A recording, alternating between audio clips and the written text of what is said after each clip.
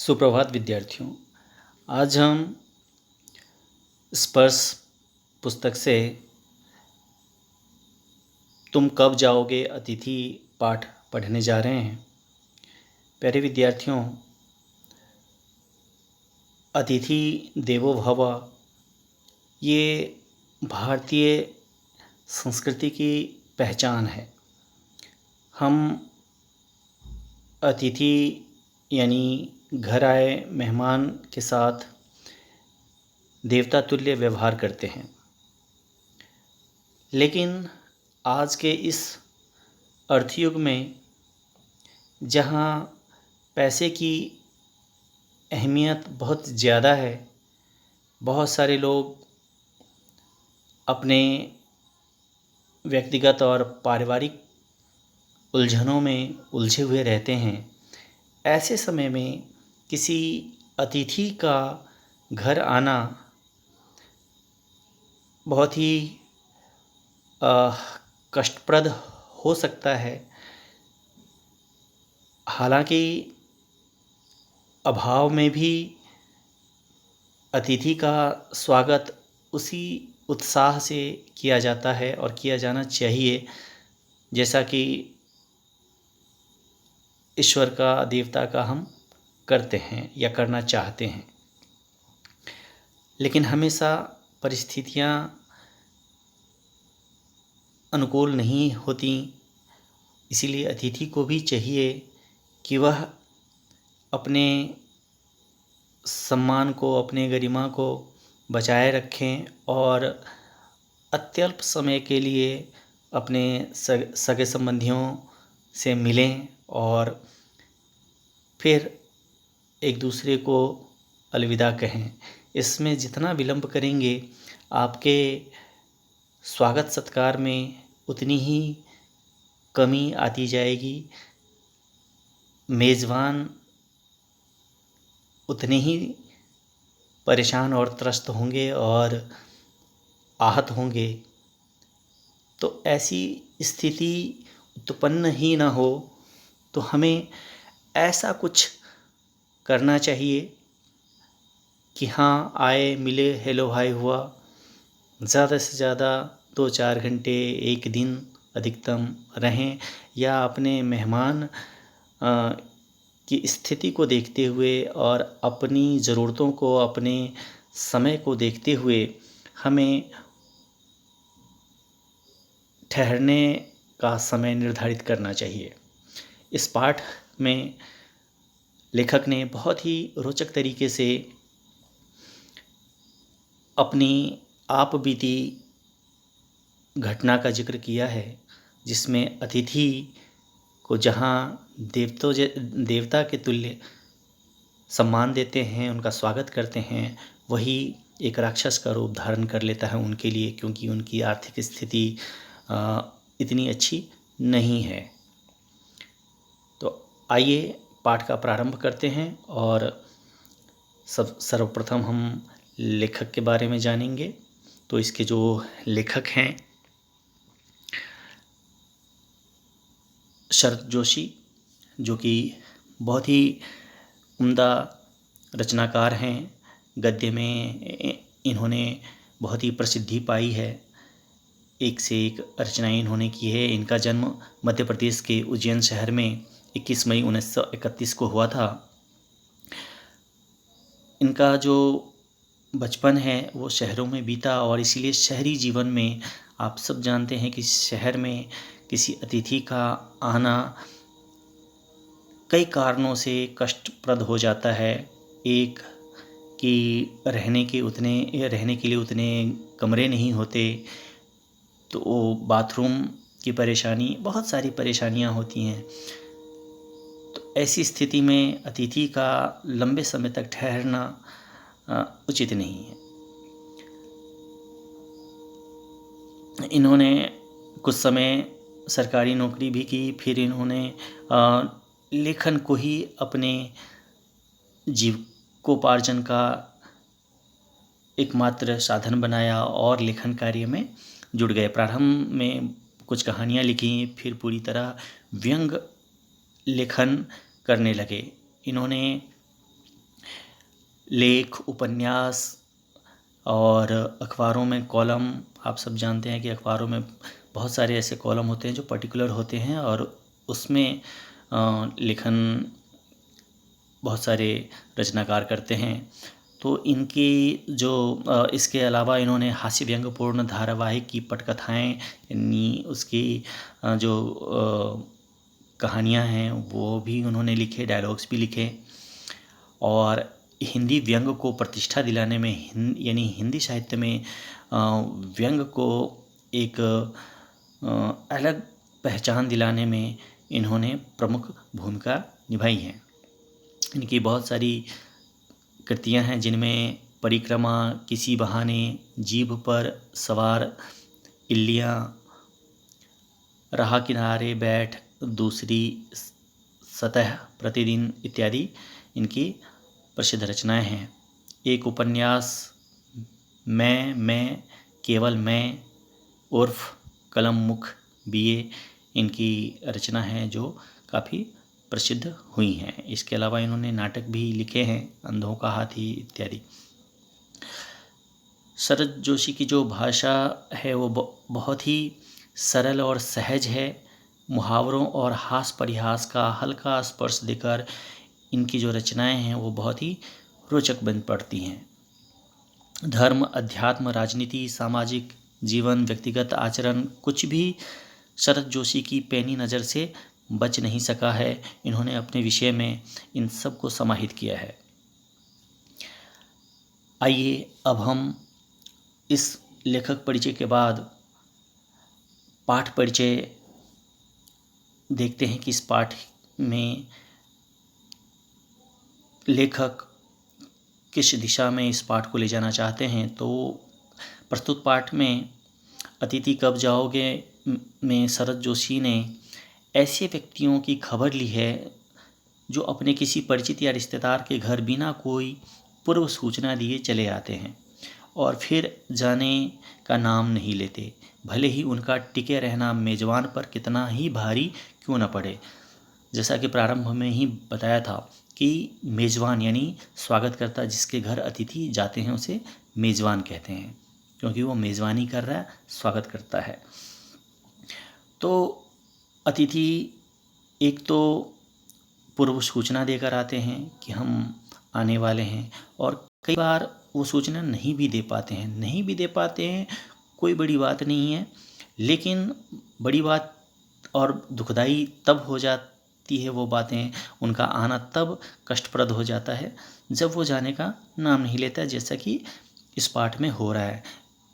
कुछ इसी पाठ पर आधारित आप सबने एक फिल्म भी देखी होगी, अतिथि तुम कब जाओगे, परेश रावल और अजय देवगन वाली। तो वही अगर आप लोगों ने नहीं देखे हों तो एक बार उसे भी अवश्य देख लीजिएगा। मनोरंजन के साथ साथ आपको ज्ञान भी उसमें मिलेंगे कि किस तरीके से हमें किस परिस्थिति में मेज़बान के साथ, क्योंकि हम सब हमारे भारतीय परंपरा में इस रिश्तेदारों के घर आना जाना लगा ही रहता है। तो हमें जब हम मेज़बान बने तब हमारा कर्तव्य क्या होना चाहिए, और जब हम अतिथि बने तब हमारा क्या कर्तव्य होना चाहिए, यह सब सीखने की बातें हैं। अच्छा अतिथि कौन होता है? वह जो पहले से अपने आने की सूचना देकर आए और 1-2 दिन मेहमानी करा के विदा हो जाए। वह जिसमें आगमन के बाद मेज़बान का वह सोचने को विवश हो जाए कि इसे हम कैसे भगाएं, अपने अतिथि को कैसे भगाएं।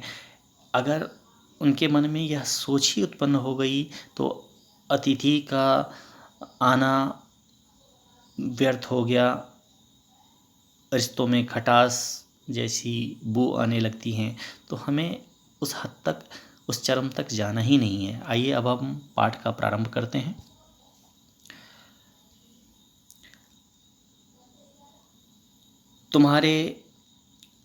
आज तुम्हारे आगमन के चतुर्थ दिवस यानी चौथे दिन पर यह प्रश्न बार बार मन में घुमर रहा है, तुम कब जाओगे अतिथि।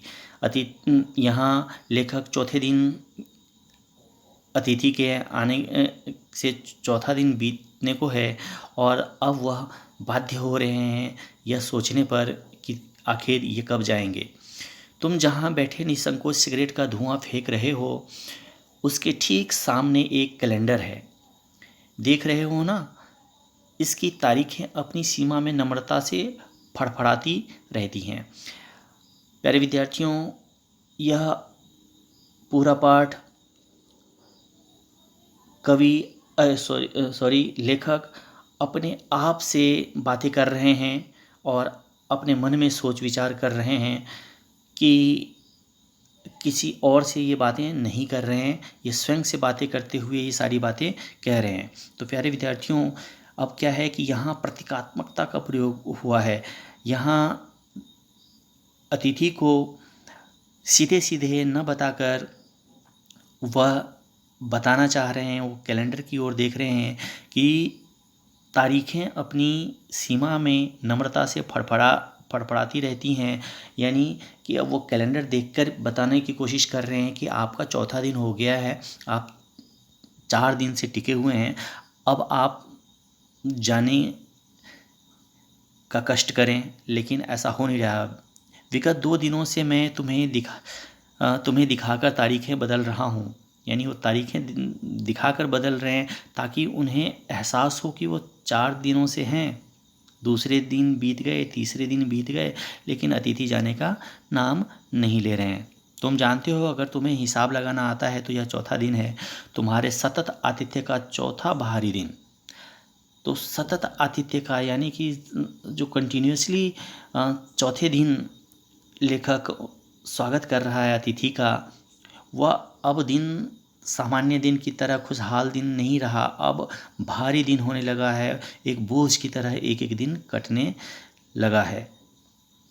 पर तुम्हारे जाने की कोई संभावना प्रतीत नहीं होती। लाखों मील लंबी यात्रा करने के बाद वे दोनों एस्ट्रोनॉट्स भी इतने समय चांद पर नहीं रुके थे। तो यहाँ उदाहरण देकर बता रहे हैं कि जो चांद पर इतने बड़े मिशन पर गए थे, वे भी शीघ्र ही लौट आए थे, उन्होंने भी इतना समय व्यतीत नहीं किया था जितना आप कर रहे हैं। तुम अपने भारी चरण कमलों की छाप मेरी ज़मीन पर अंकित कर चुके। तुमने एक अंतरंग निजी संबंध मुझसे स्थापित कर लिया है। यानी कि आप आए, हमें अच्छा लगा, हमारा आत्मीयता भी बढ़ा, संबंध हमारे और मधुर हुए, सब कुछ हुआ। लेकिन अब आपको जाना चाहिए। तुम मेरी आर्थिक सीमाओं की बेजनी चट्टान देख ली है, तुम मेरी काफ़ी मिट्टी खोद चुके हो। यानी कि अब अतिथि जो 4 दिनों से टिका हुआ है, वह अब घर की आर्थिक स्थिति से भी रूबरू हो चुका है, अब अनजान नहीं है। उसे मालूम है कि मेरी आर्थिक स्थिति यानी लेखक की आर्थिक स्थिति बहुत अच्छी नहीं है, उसके बावजूद भी तुम टिके हुए हो। अब तुम लौट जाओ अतिथि, तुम्हारे जाने के लिए यह उच्च समय अर्थात हाई टाइम है।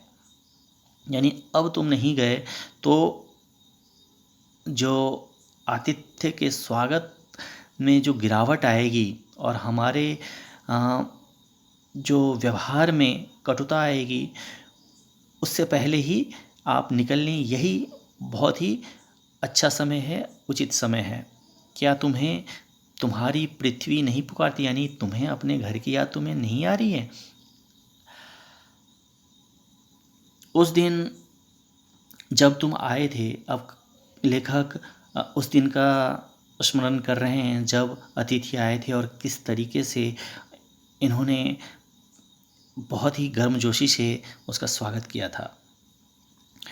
मेरा हृदय किसी अज्ञात आशंका से धड़क उठा था।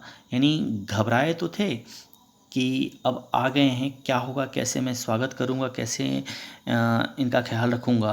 अंदर ही अंदर कहीं मेरा बटुआ काँप गया था। बटुआ काँपने से अर्थ है कि यहाँ आर्थिक जो तंगी है उस पर एक डाका सा पड़ने वाला है, उस पर और ज़्यादा अतिरिक्त बोझ पड़ने वाला है। उसके बावजूद एक स्नेह भीगी मुस्कुराहट के साथ मैं तुमसे गले मिला था और मेरी पत्नी ने तुम्हें सादर नमस्ते की थी। तो याद कर रहे हैं कि किस तरीके से अपनी आर्थिक स्थिति को तंगी को छुपाते हुए वो उनका जो स्वागत है वो बहुत ही अच्छे ढंग से किया था। और मेरी पत्नी ने भी आपको सादर नमस्ते किया था। तुम्हारे सम्मान में ओ अतिथि, हमने रात के भोजन को एकाएक उच्च मध्यम वर्ग के डिनर में बदल दिया था। यानी एक मिडिल क्लास के लोग जिस तरीके से अपने अतिथि का स्वागत करते हैं वैसा ही मैंने किया था और एक साधारण से भोजन को डिनर में बदल दिया था। तुम्हें स्मरण होगा कि 2 सब्जियों और रायते के अलावा हमने मीठा भी बनाया था। इस सारे उत्साह और लगन के मूल में एक आशा थी। तो जिस तरीके से उन्होंने अतिथि के आने पर अपने हैसियत से कहीं बढ़कर अपनी आर्थिक स्थिति से को दबाते हुए छुपाते हुए इन्होंने बहुत अच्छे से स्वागत किया था। लेकिन उन्हें इस बात की बिल्कुल भी भनक नहीं थी, अंदाज़ा नहीं था कि ये इतने दिन टिकेंगे। तो इनको पूरी उम्मीद थी कि ये इतने अच्छे से स्वागत कर रहे हैं और अगले दिन चले जाएंगे। तो वो जो आशा थी वो बिल्कुल धूमिल सी हो गई है। दूसरे दिन किसी रेल से एक शानदार मेहमान नवाजी की छाप अपने हृदय में ले तुम चले जाओगे, ऐसा इन्होंने मन ही मन सोचा था। हम तुमसे रुकने के लिए आग्रह करेंगे मगर तुम नहीं मानोगे और एक अच्छे अतिथि की तरह चले जाओगे। सामान्य तौर पर हम क्या करते हैं, अतिथि के कहने पर हम उन्हें रोकने की कोशिश करते हैं। अरे नहीं नहीं, आप अभी कैसे, अभी अभी तो आप आए हैं, अभी हम आपको जाने नहीं देंगे। तो इस तरह की जो औपचारिकताएं होती हैं वो उसमें घनिष्ठता और प्रगाढ़ता आती हैं और अतिथि को भी अच्छा लगता है कि हमें रोका जा रहा है और मेज़बान को भी लगता है कि नहीं, हमारे इतने रोकने के बावजूद ये जा रहे हैं, कितने अच्छे हैं। तो ये ऐसी स्थिति आई ही नहीं, पर ऐसा नहीं हुआ। दूसरे दिन भी तुम अपनी अतिथि सुलभ मुस्कान लिए घर में ही बने रहे। तो एक जिस तरीके से आप हंसते मुस्कुराते आए थे वही मुस्कुरान अभी भी आप बिखेर रहे हैं और अगले दिन भी रुके रहे आप। स्वागत सत्कार के जिस उच्च बिंदु पर हम तुम्हें ले जा चुके थे वहाँ से नीचे उतर हमने फिर दोपहर के भोजन को लंच की गरिमा प्रदान की और रात्रि को तुम्हें सिनेमा दिखाया। तो एक अतिथि का जहाँ तक इनसे संभव हो सका इन्होंने दोपहर के भोजन को, इन्होंने लंच की गरिमा प्रदान की, रात्रि में इन्होंने ये लोग सिनेमा भी देखे। हमारे सत्कार का यह आखिरी छोर है, यानी अब इससे बेहतर वो नहीं कर सकते। इसके उपरांत भावभीनी विदाई का वह भीगा हुआ क्षण आ जाना चाहिए था जो कि नहीं आया। भावभीनी से मतलब है कि एक कह लें तो आँखों में आंसू तो नहीं, लेकिन जाने का जो एक बिछड़ने का जो विक्षोभ होता है, एक दुख होता है, वो वाला भाव आना चाहिए था जो अब तक नहीं आ पाया है। और वे मन ही मन सोच रहे थे कि जब आप जाएंगे तो हम स्टेशन तक आपको छोड़ने जाएंगे, पर ऐसा अतिथि ने होने ही नहीं दिया, यह अवसर आने ही नहीं दिया। तीसरे दिन की सुबह तुमने मुझसे कहा मैं धोबी को कपड़े देना चाहता हूँ। अब कपड़े धोबी को देने का अर्थ है कि धोबी कपड़ा ले जा रहा है, वह सेम डे नहीं देगा, उसी दिन नहीं लौटाएगा, तो अगले दिन रहने का इन्होंने संकेत कर दिया है। किसने? अतिथि ने। और इससे जो लेखक हैं वो बहुत ही आहत होते हैं, यानी बहुत ही दुख पहुंचता है। यानी यह आघात अप्रत्याशित था और इसकी चोट मार्मिक थी। यानी उन्होंने ज़रा सा भी अंदाज़ा भी नहीं लगाया था, वो यहाँ तक सोच भी नहीं सकते थे कि ऐसा कुछ भी होगा। और उन्होंने धोबी को कपड़े देने का कहकर इनको बहुत बुरी तरह से घायल कर दिया, आहत कर दिया। बहुत ज़्यादा तकलीफ़ हुई। तुम्हारे सामीप्य की वेला एकाएक यूं रबड़ की तरह खिंच जाएगी, इसका मुझे अनुमान न था। जिस तरीके से रबड़ को खींचते हैं और वो खिंचता ही चला जाता है, ठीक इसी तरीके से अतिथि का जो आना और अ, ठहरना, और 1 दिन 2 दिन 3 दिन लगातार वो रुकते ही चले जा रहे हैं, जाने का नाम नहीं ले रहे हैं, तो इससे बहुत ज़्यादा दुख पहुंच रहा है लेखक को। पहली बार मुझे लगा कि अतिथि सदैव देवता नहीं होता, वह मानव और थोड़े अंशों में राक्षस भी हो सकता है। तो यहाँ लेखक इतने दुखी हो रहे हैं कि इन्हें अतिथि की जगह अब राक्षस की संज्ञा दे रहे हैं। क्यों? क्योंकि घर की स्थिति इतनी अच्छी नहीं है, और अतिथि हो सकता है वो 1 दिन के लिए रुकें, 2-4 घंटे के लिए रुकें, तो वो आपके आर्थिक स्थिति से अ, परिचित न हो सकें। लेकिन जब वो दूसरे तीसरे दिन रहता है तो स्थिति का पता चल जाता है, और नहीं चलता है तो ऐसे अतिथि का क्या कहें, जो अपने संबंधी के बारे में इतना भी नहीं सोच और जान सकते हैं कि वो किस हाल में हैं। तो यह बहुत ही दुखद विषय कहलाएगा। इसीलिए हम जहाँ कहीं भी जाएं तो अपने संबंधी का आकलन करने की कोशिश करें। इसलिए नहीं कि उनको नीचा दिखाया जाए, आकलन इसलिए करना ज़रूरी है कि इससे दोनों के संबंध में प्रगाढ़ता आएगी। आप उनके दुख को उनकी तकलीफ़ को समझेंगे तो आप उसी हिसाब से आप बर्ताव करेंगे या व्यवहार करेंगे, और शीघ्रातिशीघ्र निकलने की कोशिश करेंगे। लेकिन यहाँ अतिथि इन सब को दरकिनार करते हुए ठहर रहे हैं, और लंबे समय तक ठहरते ही चले जा रहे हैं। किसी लॉन्ड्री पर दे देते हैं, जल्दी धुल जाएंगे, मैंने कहा। मन ही मन एक विश्वास पल रहा था कि तुम्हें जल्दी जाना है। कहाँ है लॉन्ड्री? चलो चलते हैं, मैंने कहा, और अपनी सहज बनियान पर औपचारिक कुर्ता, तो यहाँ भी जो सहज बनियान पर औपचारिक कुर्ता इन्होंने डाल ली। कहाँ जा रहे हैं? पत्नी ने पूछा। इनके कपड़े लॉन्ड्री पर देने हैं, मैंने कहा। अब जैसे ही इन्होंने कहा कि इन कपड़े लॉन्ड्री पर देने हैं, तो पत्नी जो गृहिणी है वो इन सब मामलों में और तेज होती हैं। वो समझ गई कि यह मामला इतनी जल्दी रफा दफा होने वाला नहीं है, और इसी कारण से पत्नी की आंखें एकाएक बड़ी हो गईं। यह जो आंखों का बड़ा होना है वह गुस्से का प्रतीक है। आज से कुछ वर्ष पूर्व इनकी ऐसी आंखें मैंने अपने अकेलेपन की यात्रा समाप्त कर बिस्तर खोल दिया था।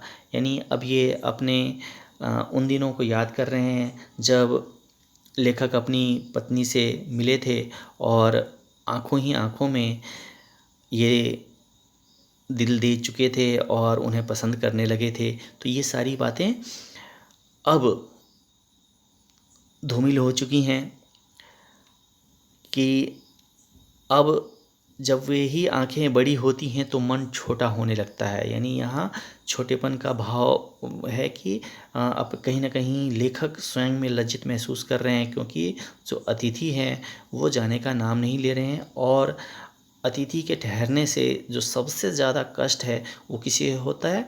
गृहिणी को, क्योंकि उनका पूरा खाना पीना, बिस्तर इत्यादि हर एक चीज़, छोटी बड़ी चीज़ का ख्याल गृहिणी को रखना होता है। घर की जो मालकिन होती हैं उनकी जिम्मेदारी बन जाती है। तो इस कारण से उनकी आंखें एक तरह से क्रोध से बड़ी हो रही हैं और लेखक का मन छोटा होता चला जा रहा है। वे इस आशंका और भय से बड़ी हुई थी कि अतिथि अधिक दिन ठहरेगा और वो रुकेंगे, और आशंका निर्मूल नहीं थी, क्योंकि अतिथि का जिस तरीके से जाने का कोई उद्योग वो नहीं दिखा रहे थे, वो निश्चिंतता से बैठे हुए थे। तो यह जो आशंका थी वह कहीं ना कहीं इसमें बहुत ज़्यादा दम था। लॉन्ड्री पर दिए गए कपड़े धुलकर आ गए और यहीं हो, अब कपड़े भी धुलकर आ गए लेकिन वो अभी भी जाने का नाम नहीं ले रहे हैं। तुम्हारे भरकम शरीर से सलवटें पड़ी चादर बदली जा चुकी हैं, यानी कदकाठी और शारीरिक संरचना की दृष्टि से ये काफ़ी हृष्ट-पुष्ट और मोटे तगड़े हैं, जिससे चादर की सिलवटें उस पे निशान से पड़ गए हैं। तुम्हें देखकर फूट पड़ने वाली मुस्कुराहट धीरे धीरे फीकी पड़कर लुप्त हो गई हैं। प्यारे विद्यार्थियों, यहाँ जो अब क्या है कि प्रारंभ में जिस तरीके से लेखक गर्मजोशी से मिले थे, मुस्कुराहट के साथ उनका स्वागत किया था, वह सब अब फीकी पड़कर लुप्त हो गई हैं। अब इन्हें इनकी आंखें चार होने के बावजूद एक दूसरे से नज़रें मिलाते हैं तो वो मुस्कुराहट, वो हंसी अब नहीं निकल रही है। ठहाकों के रंगीन गुब्बारे जो प्रारब्ध में थे, जब लेखक आए थे, अलग अलग विषयों पर चर्चाएं कर कर बात बेबात खूब हंसा करते थे दोनों, वो सब अब बिल्कुल चुप्पी उसकी जगह ले चुकी हैं। जो कल तक कमरे में आकाश उड़ते थे अब दिखाई नहीं पड़ते, यानी कि हंसी गायब है, मुस्कुराहट गायब है। बातचीत की उछलती हुई गेंद चर्चा के क्षेत्र के सभी कोनलों से टप्पे खाकर फिर सेंटर में आकर चुप पड़ी हैं, यानी कि अब एक खामोशी सी है उस कमरे में जो कि अतिथि के आने से गूंज उठा था। वो अब कमरा बिल्कुल निशब्द है, शांत है, मौन है।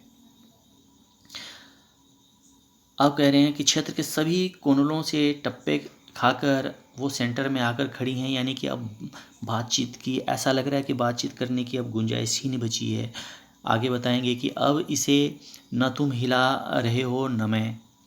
कल से मैं उपन्यास पढ़ रहा हूँ और तुम फिल्मी पत्रिका के पन्ने पलट रहे हो। शब्दों का लेन देन मिट गया, यानी कि अब किसी भी टॉपिक पर बातचीत करना शेष नहीं रह गया। इन 3-4 दिनों में हमने हर विषय पर चर्चाएं की हैं, बातचीत हम कर चुके हैं।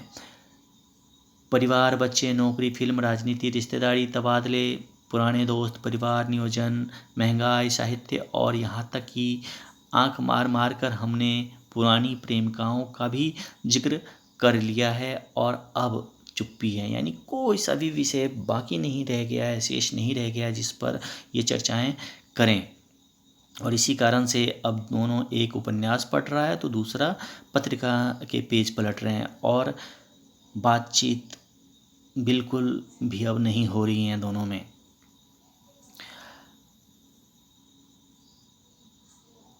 अब सौहार्द शनै शनै बोरियत में रूपांतरित हो रहा है, यानी कि जो सौहार्द, जो अच्छा एनवायरनमेंट क्रिएट हुआ था अतिथि के आने से, अब वो धीरे धीरे बोरियत में बदलना है। दोनों एक दूसरे से ऊब चुके हैं। भावनाएं गालियों का स्वरूप ग्रहण कर रही हैं पर तुम नहीं जा रहे हैं। अब जो हमारी भावनाएं हैं, हमारा जो अंदर से जो एक गाली निकलने की हो रही है कि आप जा क्यों नहीं रहे हैं, लेकिन आप यह सब महसूस ही नहीं कर रहे हैं। किस अदृश्य गोंद से तुम्हारा व्यक्तित्व चिपक गया है, मैं इस भेद को सपरिवार नहीं समझ रहा हूँ। सभी लोग हैरान परेशान हैं, घर परिवार के सभी सदस्य हतप्रभ हैं, आश्चर्यचकित हैं, बल्कि ये कहें कि बिल्कुल परेशान से हैं कि ये जा क्यों नहीं रहे हैं। बार बार यह प्रश्न उठ रहा है कि अतिथि तुम कब जाओगे। कल पत्नी ने धीरे से पूछा था, कब तक टिकेंगे ये। मैंने कंधे उचकाकर कहा, पता नहीं, मैं तो आज खिचड़ी बना रही हूँ, हल्की रहेगी। और लेखक ने भी कहा कि बनाओ।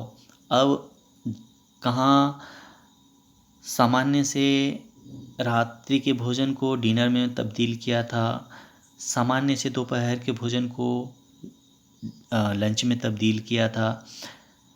और अब नौबत खिचड़ी पर आ रही है। तो इसके लिए जिम्मेदार कौन है? इसके लिए जिम्मेदार सिर्फ और सिर्फ अतिथि है, जो इतना कुछ हो जाने के बावजूद, सारा कुछ मिलना मिलाना, हर विषय पर बातचीत, सब कुछ हो गया है, उसके बावजूद भी जाने का नाम नहीं ले रहा। अब कह रहे हैं कि सत्कार की उष्मा समाप्त हो रही थी, डिनर से चले थे, खिचड़ी पर आ गए, और अब भी अगर नहीं गए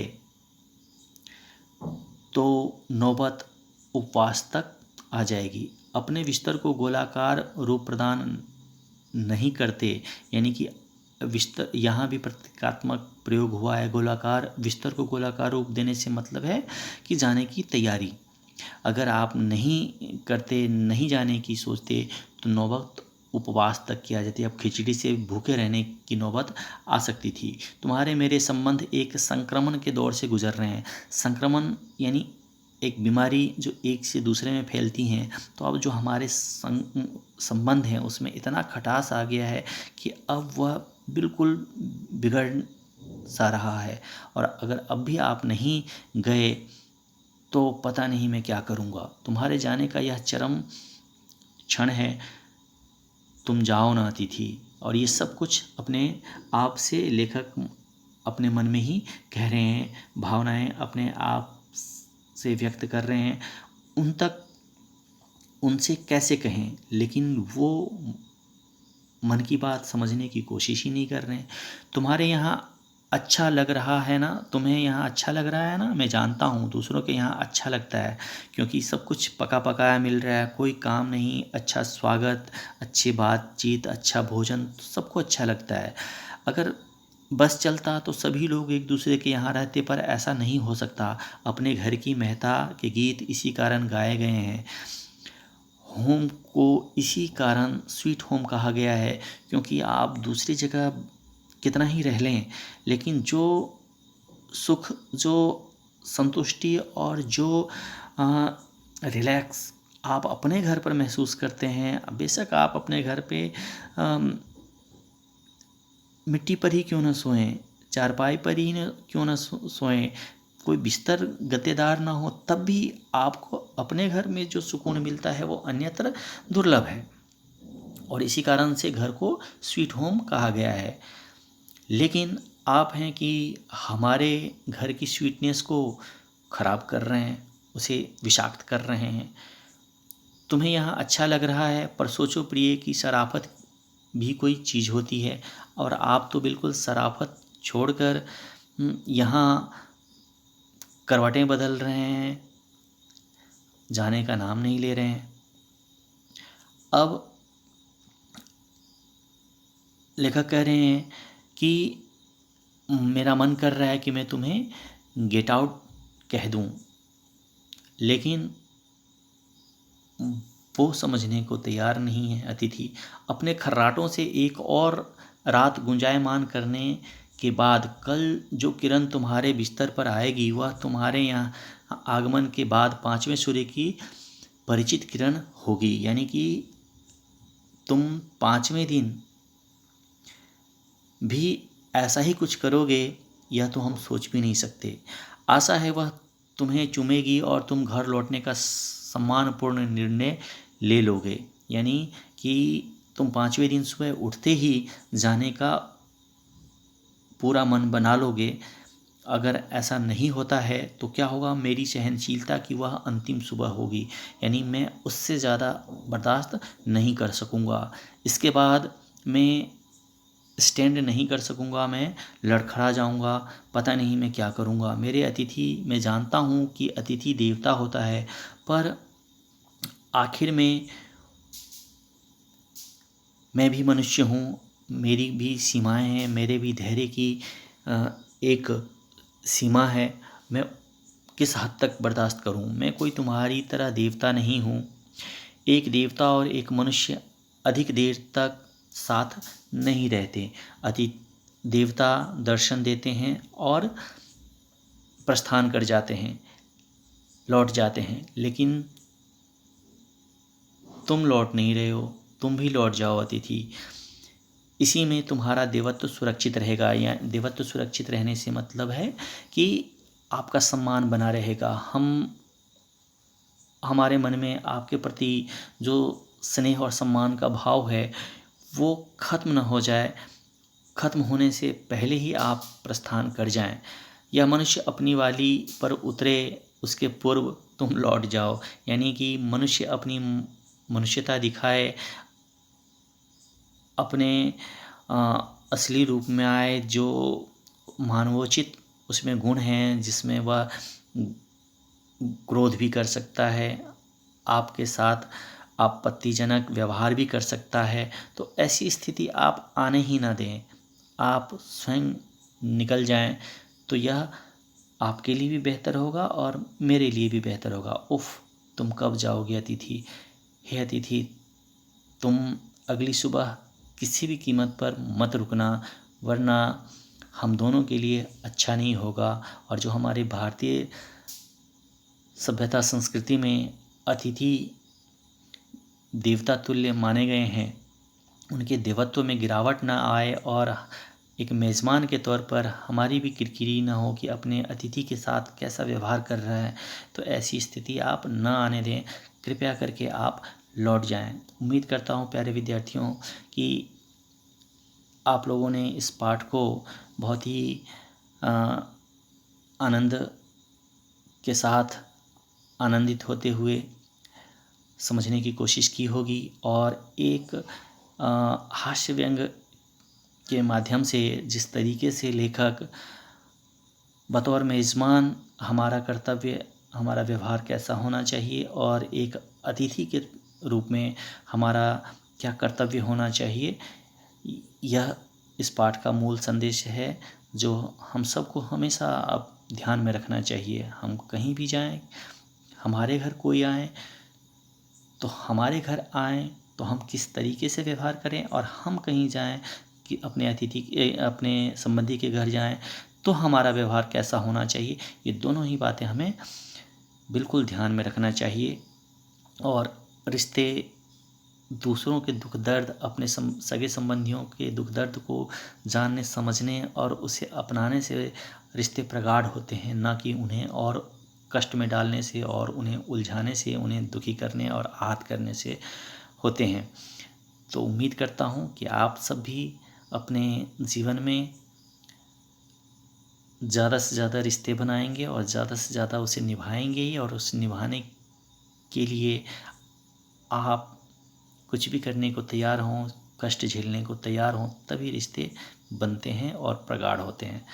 जय हिंद बच्चों।